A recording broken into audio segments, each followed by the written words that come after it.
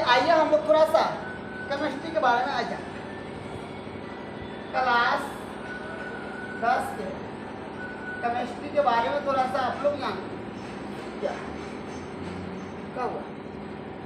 अच्छे से बैठिए, बाद में हंस लीजिएगा, हंसने का विषय में। देखिए, एक झलक बेसिक स्तर पर हम जांच कर लेते हैं तत्व क्या है।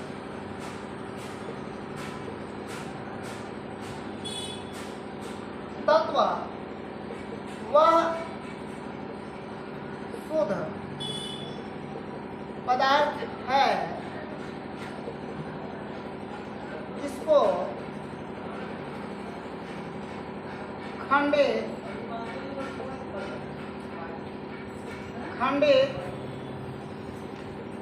नहीं किया जा सकता है। अब आप लोग पूछिएगा सर जी ये क्या है? जैसे में सोना, चांदी,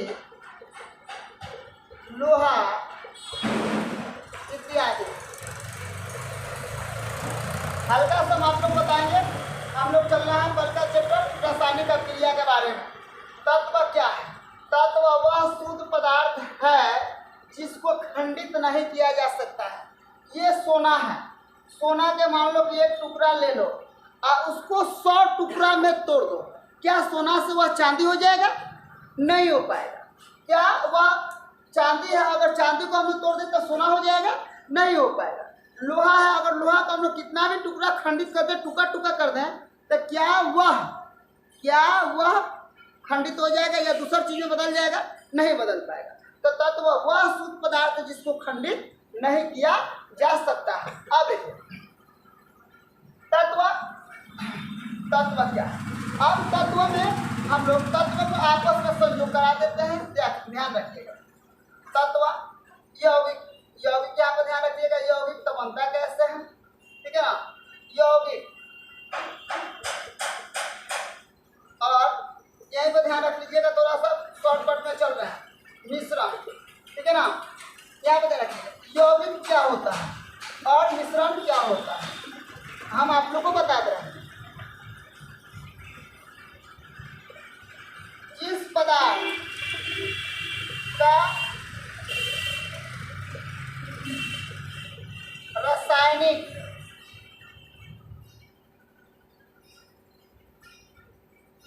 सूत्र होता है उसे यौगिक कहते हैं।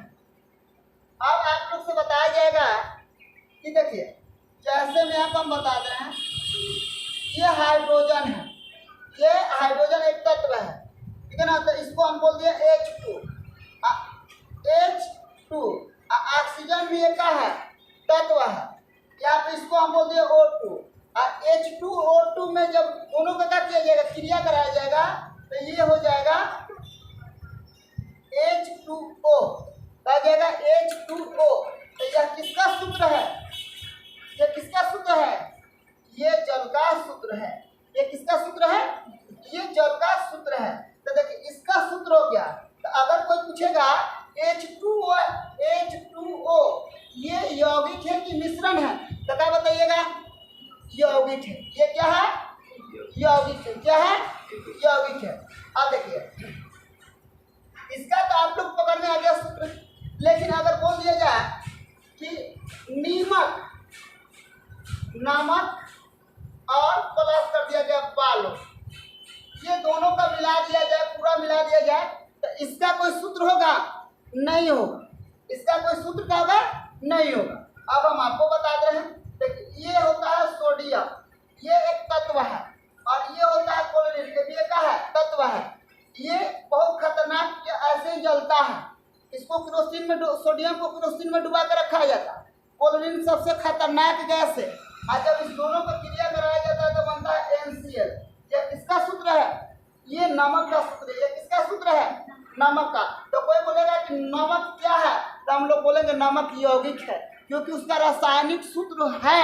अब देखिए बालू का तो सिलिका भी होता है, तो सिलिका होता है तो उसका भी लोग सूत्र बोलता है, ठीक है ना। उसमें क्या क्या होता है, सिलिका ऑक्साइड ये बोला जाता है, लेकिन ये पूरा कंप्लीट का होता है, नहीं होता।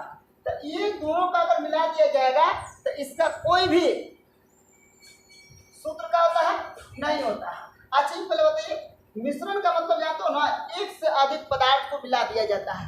एक से अधिक पदार्थ इसमें क्रिया करता है और एक से। अब आपको बताया जाएगा दही। आप बोलिएगा सर जी आप हमको भरमा रहे हैं, दही किस चीज का मिश्रण है? दही भी मिश्रण होता है। आपको देखिए दूध और इसमें दही का कुछ मात्रा मिलाया जाता है। दही और दूध का मात्रा क्या किया जाता है? इसमें दही का मात्रा मिलाया जाता है, जिसको हम लोग देहात के भाषा में बोलते का, देहात की भाषा में क्या बोलते हैं? जूरन। तो इसको हम लोग मिलाते हैं तो दूध हो गया। दूध हुआ कि नहीं हुआ? तो आप बताइए कि जब हम लोग का ये जम जाता है, दही बन जाता है, तो दही का कोई सूत्र है? नहीं है। दही का कोई सूत्र है? नहीं है। तुम बताओ कि हम लोग सब्जी जो बनता है, सब्जी होता है, उसमें तेल होता है, मसाला होता है, मिर्चा होता है, आलू होता है, आलू के साथ साथ सब्जी जो हम लोग को बनकर तैयार होता है, ठीक है ना, उसका कोई सूत्र है? नहीं है। तो जिसका सूत्र नहीं होगा वह क्या कहलाएगा? मिश्रण। और जिसका सूत्र होगा क्या कहलाएगा? यौगिक कहलाएगा। पकड़ में आ रहा है? अगर आपको कोई पूछ देगा नींबू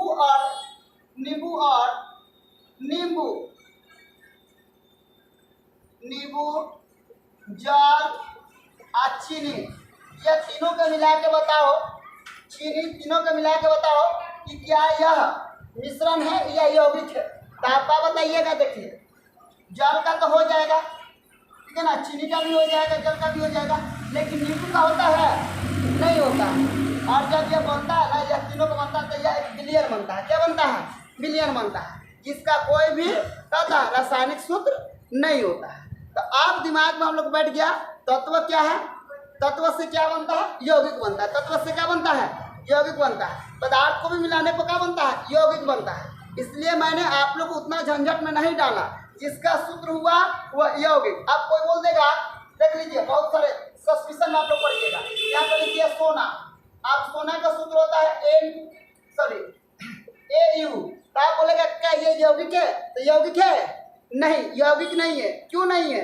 कोई पूछेगा क्यों नहीं है? देखिए जब भी यौगिक होगा ना, तो इसका जो है यहाँ पे 2 या 2 से अधिक होता है।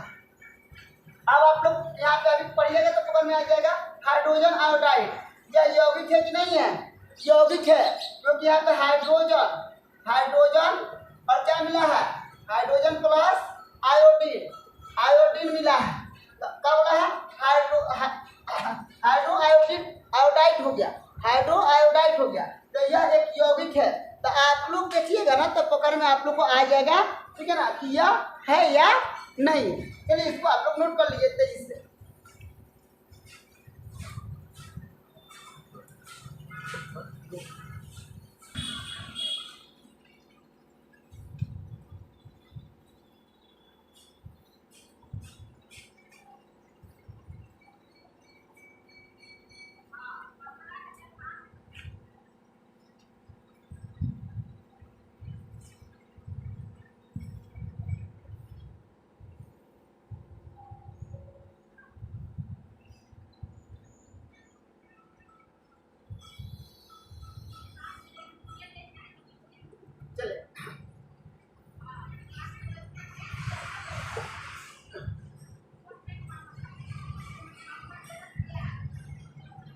यहाँ पे दो को चीज याद रखिएगा।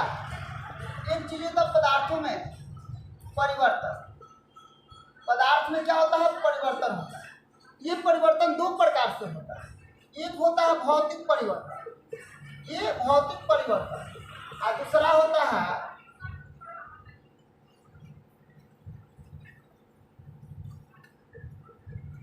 परिवर्तन, और तीसरा होता है रासायनिक परिवर्तन। परिवर्तन कितना हो गया? 2। अब अगर आपसे कोई पूछेगा भौतिक परिवर्तन क्या है, वैसा परिवर्तन जिसमें पदार्थ अपना मूल गुण नहीं होता है, उसे भौतिक परिवर्तन कहते हैं। अब आप लोग पूछिएगा, समझ लीजिए, पहले लिखना ही है। आप लोग पूछिएगा सर हमको समझ में नहीं आ रहा, जैसे में बर्फ का पिघलना, मोम का पिघलना। अब आप लोग देखिएगा बर्फ है, जब बर्फ को हम लोग पिघला देते हैं या बर्फ पिघल जाता है तो किस में आता है? पानी में आ जाता है, ठीक है ना। आप पानी को फिर हम देखिए बर्फ में यहाँ पे अगर गर्म कर देंगे, ठीक है ना, गर्म कर देंगे, ये क्या बन जाएगा? पानी। अब पानी को हम लोग ठंडा कर देंगे तो क्या बन जाएगा? बर्फ। तो इसमें कोई परिवर्तन आया है? नहीं आया। परिवर्तन का मतलब क्या होता है? इन्होंने अगर हम लोग पानी को ठंडा करेंगे तो बर्फ बन जाएगा, अब बर्फ को हम लोग गर्म करेंगे तो क्या बन जाएगा? पानी। यहाँ पर लिखा गया है मोम। देखिए मोम जो होता है, मोम, अगर हम लोग मोम को गर्म करेंगे, किसको गर्म करेंगे? मोम को गर्म करेंगे, तो मोम किस में आ जाएगा? द्रव अवस्था में आ जाएगा। आइए द्रव अवस्था को अगर हम लोग गर्म करें, ठंडा करेंगे तो ये किस में आ जाएगा? मोम में आ जाएगा। कभी कभी हम लोग दिवाली को मोमबत्ती बटोर के, ठीक है ना, और क्या बोलते हैं, पपिस्ता या केला का जो एथी होता है उसमें हम लोग मोमबत्ती बनाने के काम करते थे बहुत पहले। क्या मोमबत्ती को पूरा बटोर लेते थे, उसमें धागा डाल देते थे, बनाने के काम करते थे। तो ये मोम जो होता है, अगर जब भी हम लोग इसको गर्म करेंगे तो किसमें जाएगा? द्रव में जाएगा। और द्रव को जब मोम वाला द्रव को गर्म करेंगे तो किसमें बदल जाएगा? आप लोग सिंपल से समझिए ना, मोम नहीं, हम लोग क्या बनते हो? वनस्पति घी जो हम लोग बोलते हैं डालडा, ठीक है ना, या घी बोलते हैं। देखिए घी जो होता है, घी ध्यान रखिए, घी अगर उसको हम लोग गर्म कर देते हैं या गर्मी के दिन में, कौन सा अवस्था में रहता है? द्रव अवस्था में रहता है। किस अवस्था में रहता है? द्रव। और ठंडा जब इसको हम लोग ठंडा कर देते हैं, ठीक है, ये ठंडा हो जाता है तो किस अवस्था में आ जाता है? ठोस अवस्था में आ जाता है। किस अवस्था में आ जाता है? ठोस अवस्था। तो इसके गुण में कोई परिवर्तन नहीं हुआ, इसके गुण में कोई परिवर्तन नहीं हुआ। इन्होंने अपना मूल गुण क्या किया? नहीं खोया। इसको गर्म किया गया तो पानी, अब पानी को ठंडा किया गया तो क्या बन गया? बर्फ। बर्फ को गर्म किया गया तो पानी, अब पानी को ठंडा किया गया तो बर्फ। तो इसमें कोई परिवर्तन नहीं हुआ, ठीक है। इसको हम लोग कौन सा परिवर्तन बोलेंगे? भौतिक। क्या होता है? इसमें मूल गुण परिवर्तन नहीं होता, ये अपना मूल गुण नहीं खोता है। क्या नहीं खोता है? मूल गुण नहीं खोता है। और रासायनिक जो होता है अपना मूल गुण क्या कर देता है? खो देता है। मूल गुण क्या कर देता है? खो देता है। चलिए इसको नोट कर लीजिए, हम रासायनिक के बारे में भी बता देते हैं।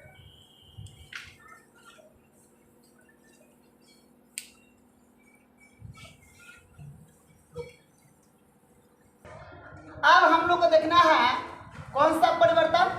रासायनिक परिवर्तन। आप लोग को तो कम से कम भौतिक पढ़ते समय ही रासायनिक के बारे में कुछ लगभग जानकारी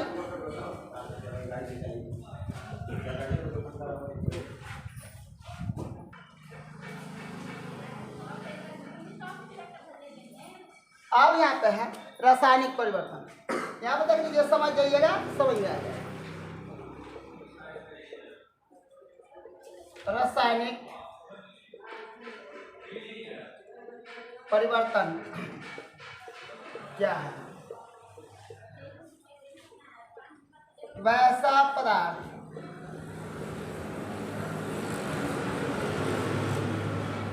वैसा परिवर्तन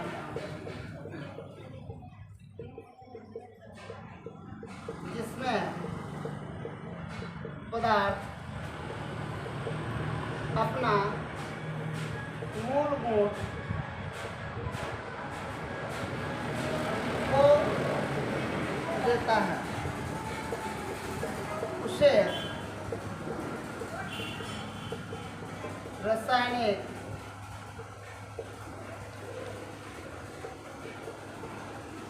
परिवर्तन कहते हैं। कौन सा परिवर्तन कहते हैं? रासायनिक समझ लो। जैसे में दूध से दही का बनना, ठीक है ना,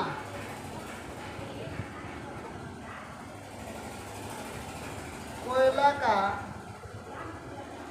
जलना,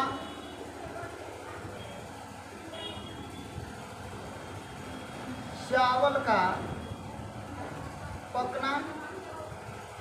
आप समझिए थोड़ा सा, बस 1 मिनट का। ये दूध से दही, अगर आप लोग दूध से दही बना दीजिएगा तो इसको कितना भी गर्म कर लीजिए, कितना भी ठंडा कर लीजिए, क्या दूध से दही या दही से दूध बन सकता है? दूध से तो दही बनता है, लेकिन अगर दही को हम लोग कौन क्रिया करेंगे कि दूध बन जाए? बनेगा? कभी संभव है? नहीं है। देखिए कोयला है, अब कोयला को हम लोग जला देंगे तो क्या बन जाएगा? राख हो जाएगा। क्या हो जाएगा? राख। और राख को हम लोग कौन सा क्रिया करेंगे कि कोयला बन जाएगा? संभव है? नहीं है। अब देखिए हम लोग का होता है चावल, अतः चावल जो हम लोग का कच्चा चावल होता है, कच्चा चावल होता है, उसको हम लोग पका दें तो वह भात बन जाता है। हम लोग भात कहते हैं, भात बोलते हैं ना जी। और भात को कौन सा क्रिया करेंगे कि चावल बनेगा? बनेगा नहीं। तो ये जो पदार्थ है अपना मूल गुण का कर दिया है, खो दिया है। ये अपना मूल गुण का कर दिया है, खो दिया है। इसलिए यह कौन सा है? यह कौन सा परिवर्तन है? रासायनिक परिवर्तन है। ये कौन सा परिवर्तन है? रासायनिक परिवर्तन है। अब यह चाह के भी दही, चाह के भी दूध नहीं बनेगा, राख चाह के भी कोयला नहीं बनेगा, और भात चाह के भी चावल नहीं बन सकता है।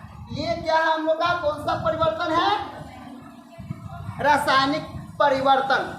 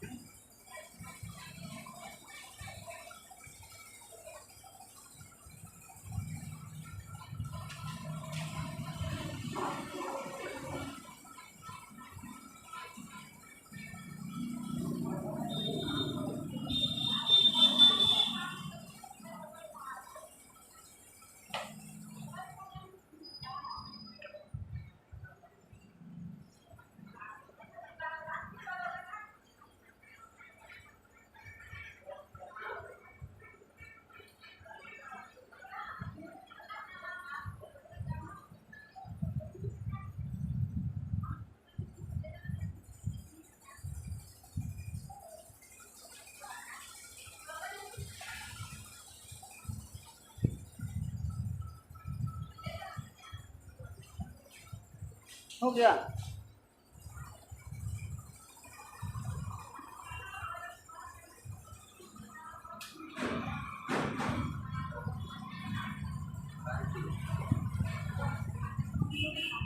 चले देख, अब हम लोग को देखना है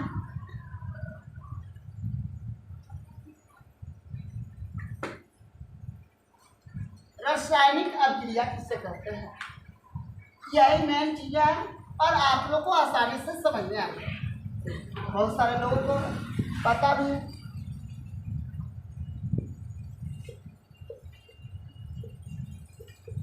रासायनिक अभिक्रिया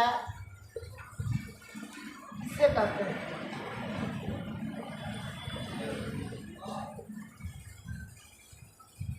रासायनिक अभिक्रिया किसे कहते हैं?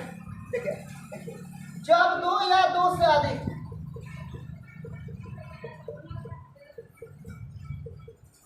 जब दो या दो से अधिक पदार्थ आपस में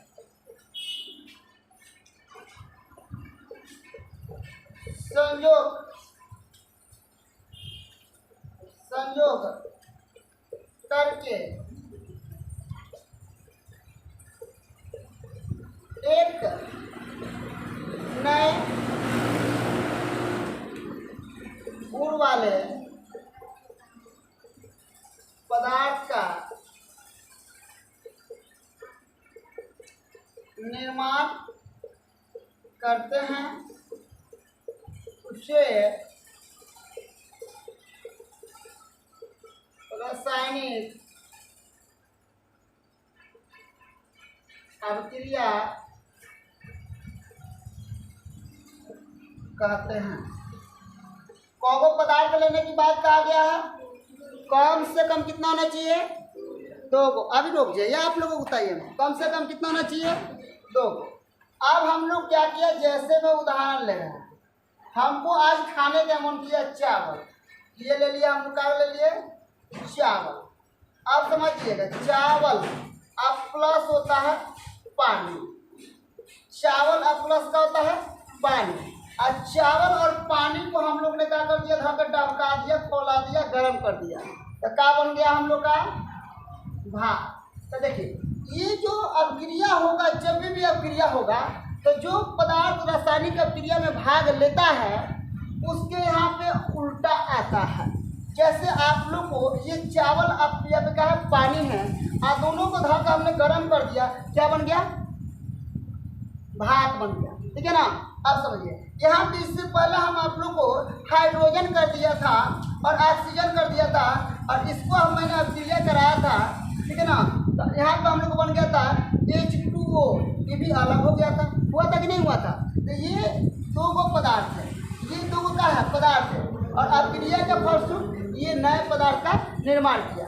ये देखिए, हाइड्रोजन जो एक है ना, हाइड्रोजन जो है ये जलने वाला पदार्थ है। हाइड्रोजन जो है कौन सा पदार्थ है? जलने वाला पदार्थ है। और ऑक्सीजन जो है जलाने वाला है। हाइड्रोजन क्या है? जलने वाला। ऑक्सीजन क्या है? जलाने वाला। अब तुम लोग बताओ कि घर में आग लगता है तो हम लोग क्या लेके दौड़ते हैं? क्या लेके दौड़ते हैं? बुताने के लिए हम लोग क्या लेके दौड़ते हैं? लाठी, डंडा। हाँ, हम लोग जल या पानी लेके क्या करते हैं? दौड़ते हैं। क्या लेके दौड़ते हैं हम? पानी। तो ये जलने वाला है, ये जलाने वाला है, और ये जब दोनों को मिला दिया जाता है तो क्या हो जाता है? बुझाने वाला हो जाता है। ठीक है ना? तो ये हम लोग का क्या है? रासायनिक अभिक्रिया है। आप पूछिएगा सर जी एक और भी बनाइए ना, कोई हमको समझ में नहीं आया। सुन लीजिए, ये नमक है, ये क्या है? सोडियम है। ये सबसे ऐसे इसको खुला छोड़ दीजिएगा ना तो जलना शुरू कर देता है। ये इतना खतरनाक है।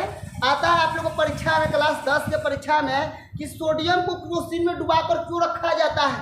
ये बहुत अतिक्रियाशील है। जैसे ये आता है जलना शुरू कर देता है। और ये क्लोरीन जो इतना खतरनाक गैस है, ठीक है ना, कि ये अभिक्रिया कीजिएगा तो ये सोडियम का हो जाता है, ये सोडियम क्लोराइड हो जाता है। देखिए, ये भी खतरनाक है और ये भी खतरनाक है। मान के चलो कि दोनों का है जहर है, ये दोनों जहरवा को मिला देते हैं तो नमक बन जाता है, जिसके बगैर हम लोग को एक दिन नहीं रहा जाता है। बिना नमक का अगर खाना दे दिया जाए तो हम लोग कैसा लगता है? अच्छा लगता है? नहीं लगता है। तो ये सबसे खतरनाक, उससे खतरनाक ये, दोनों को मिला दिया गया तो क्या हो गया? हम लोग का क्या हो गया? हम लोग का स्वाद के लिए नमक अच्छा हो गया। ये खतरनाक, ये भी का है खतरनाक। और जब हो गया तो हम लोग को पीने के लिए क्या बन गया? पानी। तो हम लोग क्या बोला गया है? जब 2 या 2 से अधिक पदार्थ आपस में संयोग करके एक नए गुण वाले पदार्थ का निर्माण करते हैं, उसे हम लोग क्या बोलते हैं? रासायनिक अभिक्रिया कहते हैं। अब रासायनिक अभिक्रिया में जो भाग लेने वाले पदार्थ होते हैं, ये अब देखिए, ये 2 गो पदार्थ भाग लिए, ठीक है ना? तो ये भाग लिए तो इसको हम लोग क्या बोलेंगे? इसको हम लोग बोलेंगे अभिकारक। क्या बोलेंगे? पहले इसको लिख लीजिए, नोट कर लीजिए, जगह नहीं है फिर बता रहे हैं।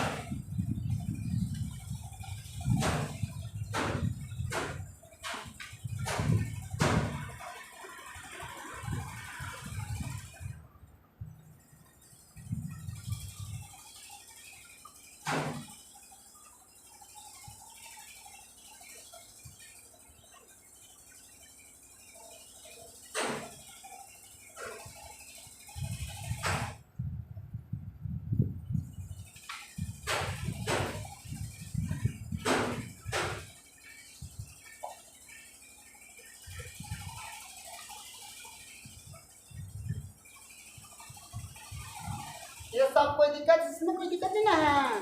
अब हमको क्या पता कि आप लोग को दिक्कत है या नहीं है। ये दिक्कत नहीं है ना लोगों को, ज़्यादा बैठा और सिनेमा हॉल में सिनेमा हॉल में नहीं ना बैठा। चल देखिए आप ध्यान दें।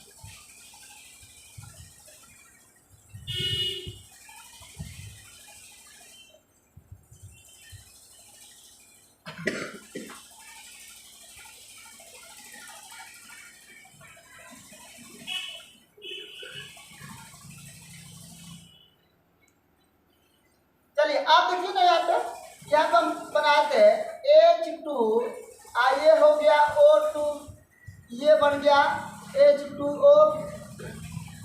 यहाँ पे लिए थे चावल प्लस लिए थे पानी, इसको हम लोग ढा के गर्म कर दिए थे तो बन गया था हम लोग को क्या बना था, भात। अब यहाँ पे ये दो जो पदार्थ हम लोग रासायनिक अभिक्रिया में भाग लिया है, इसको हम लोग कहते हैं अभिकारक। इसको हम लोग क्या बोलेंगे, अभिकारक। और ये जो है इसको हम लोग क्या बोलेंगे, प्रतिफल, या इसको उत्पाद भी बोलते हैं, ठीक है ना। तो अब देखिए यहाँ पे कोई पूछेगा अभिकारक किसे कहते हैं, तो आप लोग क्या बताइएगा, अभिकारक किसे कहते हैं,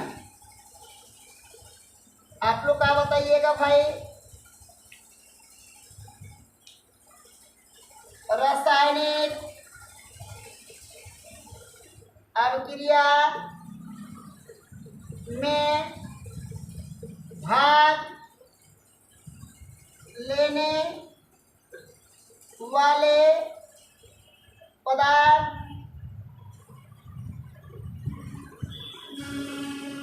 को अभिकारक कहते हैं। क्या बोलते हैं, अभिकारक। पहले समझिए उसके बाद लिखना। तो हम लोग का चावल और पानी जो है क्या हो जाएगा, अभिकारक। कोई पूछेगा कि अभिकारक में क्या हो जाएगा, तो हाइड्रोजन ऑक्सीजन अभिकारक हो जाएगा। सोडियम प्लस क्लोरीन ये हम लोग का अभिकारक हो जाएगा। लेकिन अगर कोई पूछेगा प्रतिफल किसे कहते हैं, तो रासायनिक अभिक्रिया के फलस्वरूप जिस पदार्थ का निर्माण होता है उसे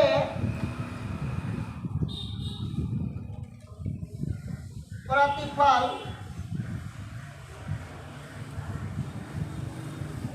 कहते हैं। उसे क्या कहते हैं, प्रतिफल कहते हैं। अब आप लोग थोड़ा सा ध्यान रखिएगा कि प्रतिफल में हम लोग का जल हो गया, नमक हो गया, नमक जो बोलते हैं हम लोग, और ये क्या हो गया, भात हो गया, ठीक है ना। ये हम लोग का क्या हो गया, भात हो गया। अब थोड़ा सा आप लोग समझ जाइएगा, ठीक है ना, कि प्रतिफल क्या है। ये आप लोग को रासायनिक अभिक्रिया के फलस्वरूप जो पदार्थ बनता है। अब सुनिए, हम लोग सब्जी बनाने जाते हैं, क्या बनाने जाते हैं, सब्जी बनाने जाते हैं। सब्जी बनाने जाते हैं, आलू हो गया, ठीक है ना, पटल हो गया, नेनुआ हो गया, उसमें क्या हो गया, मसाला हो गया, पानी हो गया। ये सब क्या है, अगर कोई पूछेगा कि ये सब क्या है तो हम लोग क्या बताएंगे, प्रतिफल। ये क्या है, प्रतिफल कैसे हो जाएगा जी, अभी बनल है ही ना, ओकरा में आँच लागल है ही ना, तो प्रतिफल कैसे हो जाएगा। ये सब क्या हो जाएगा हम लोग का अभिकारक। ये क्या हो जाएगा हम लोग का अभिकारक। जो अभी बनाने के लिए हम लोग तैयार करते हैं, आटा है, आटा में पानी डाल के उसको गूंथ दिए, आटा तैयार हो गया, और हम बोले कि वो अभिकारक हो गया, तो क्या हम लोग अभिकारक हो गया, तो अभिकारक है ना है।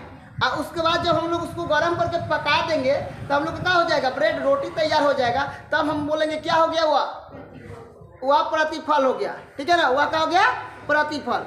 ये बाहर नहीं ना जा रहा है, उसको हम लोग क्या बोलेंगे, प्रतिफल बोलेंगे। ठीक है, समझ में आया सबको ये चीज? आज हम लोग जो पढ़े समझ में आया, बाहर चला गया? ठीक है, चलिए बहुत अच्छा, इसको नोट कर लीजिए, आप इन कर दे रहे हैं। ठीक है।